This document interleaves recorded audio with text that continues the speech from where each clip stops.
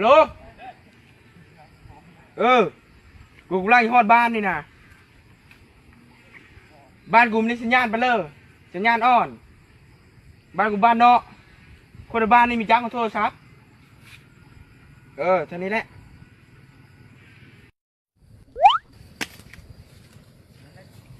โอ้มาแต่เรียกโอ้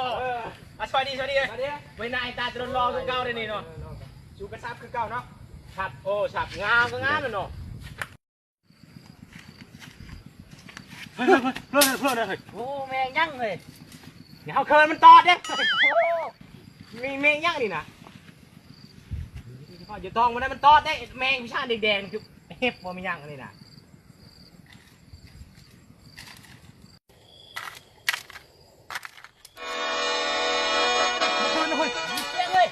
เอาเฮ้ยมันบริอนันต์ได้เฮ้ยมันบริตีงลงมาเฮ้ยบริตีงนะอ้าวหมดเลยชมอยอยู่เนี่ยใส่แล้วเฮ้ยไม่เกี่ยวมั้งช่างแท้เลยไหวไม่ได้มันบังแม่ไม่เลยบังแม่เลยโอ้ท่าเลยโอ้ยโอ้เท่ด้วยลองเท่เลยอ้าวหมดเลยโลเองได้เลยบ่เป็นโลนะใช้ก่อนไทยได้เด้อ้าวอยู่ใช้ก็อยู่แหละอยู่ข้างหน้าพี่เลยนี่เขาจะไปใช้เบ็ดนี่ตัวเห็นบ่เบ็ดเขาถืออยู่มือนี่มึงเป็นบ้าบ่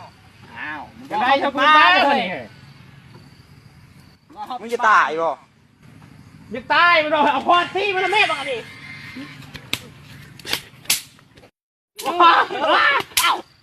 เอาเฮ้ยแตกเลยเป็นยังไงนี่เว้นโทรศัพท์กู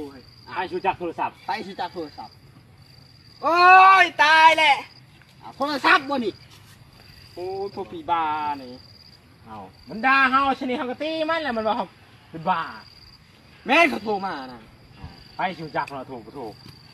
หน้าตายก็ดอบ้านขาดการพัฒนานี่มันเห็นได้อันนี้ค่ะ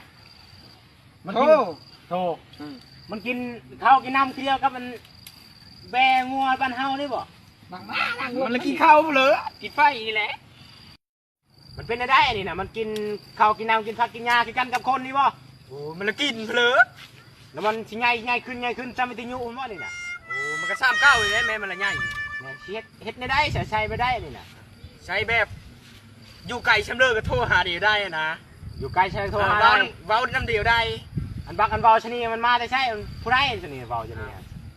ผู้หมู่กูนะมะหลายคนนะโอ้ยบอกจะได้กูบอกเข้าใจดอกกับมันนี่สิโทรศัพท์กูเพ่แล้วบัดนี้โว้ยเพ่กับเพ่ให้จังได้แล้วเขาหูจักเลยเมื่อเวลาสิบุกแคนให้มันสิไปเอาไปใช้เบ็ดต่อน้ำจักที่